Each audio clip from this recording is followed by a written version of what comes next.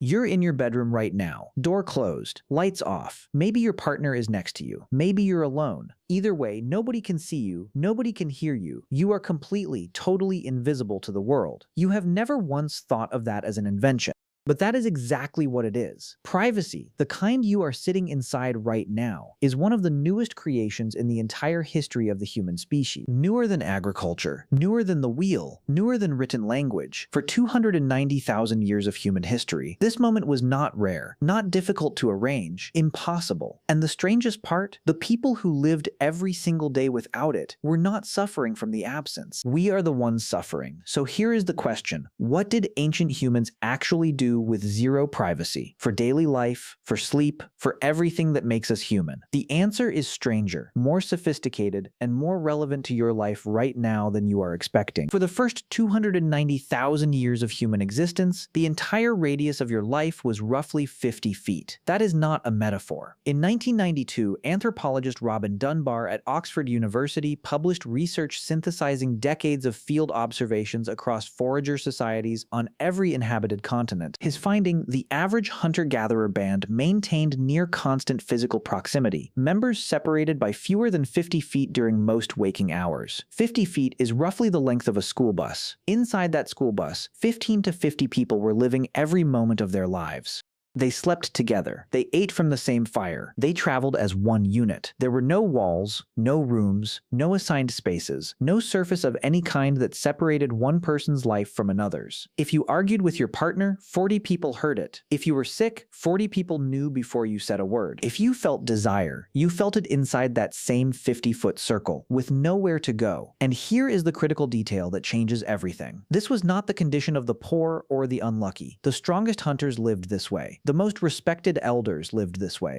The leaders lived this way. No one in the group had privacy. The concept did not exist. What they had instead was something far more sophisticated. They built privacy out of agreement, not out of stone, wood, or mud, out of a shared decision about what people would and would not acknowledge. In 2014, anthropologist David Samson at the University of Toronto completed a multi-year study of sleep patterns and social behavior among the Hadza people of Tanzania, one of the last remaining hunter-gatherer populations whose way of life most closely resembles pre-agricultural humans. He documented 3 behaviors so consistent across his observations that they appeared to function as unwritten law. The first was timing. When fires burned low and natural light disappeared, the social contract of the group quietly shifted. Darkness was not just cover, it was a shared signal. Everyone understood what the signal meant. Everyone agreed to behave as though they did not. The second behavior was distance. Moving 50 to 100 feet from the sleeping group in near complete darkness was understood without a single word needing to be said. In total darkness without artificial light, 50 feet is functionally invisible. The Hadza, the Agda of the Philippines, the Ache of Paraguay, Samson's cross-cultural synthesis found the same pattern across every documented forager group he examined.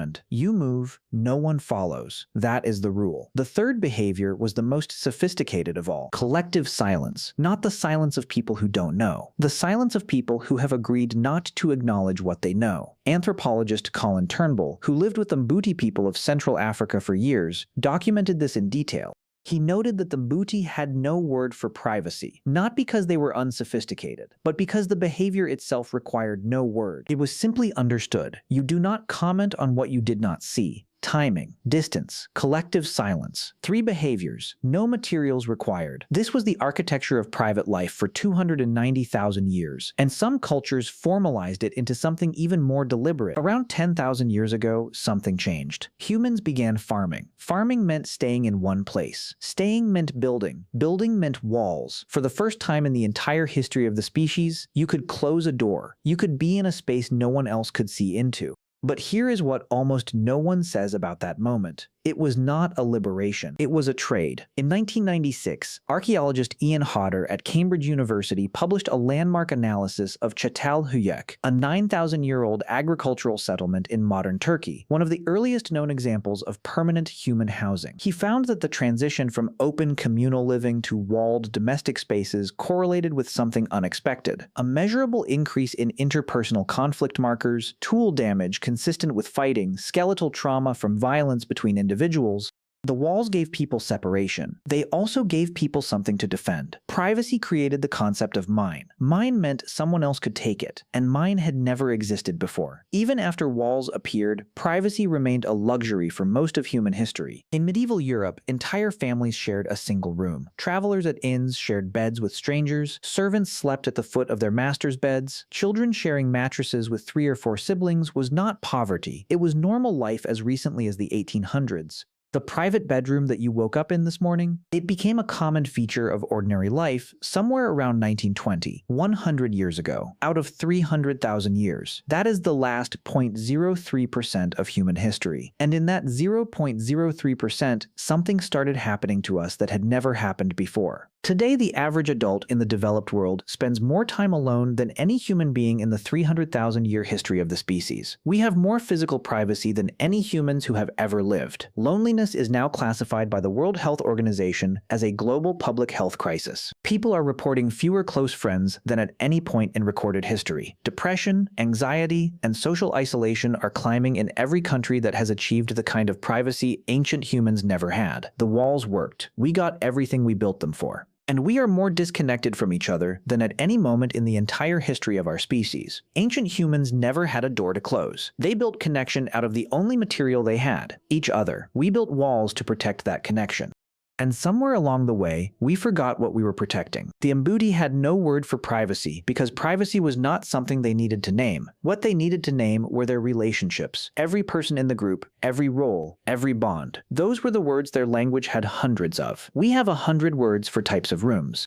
We struggle to name what we feel when we are in them alone. For 290,000 years, humans were never alone. They found ways to be private without ever being isolated. They built intimacy not by separating from the group, but by trusting it. Then we built walls, and we have been trying to find each other through them ever since.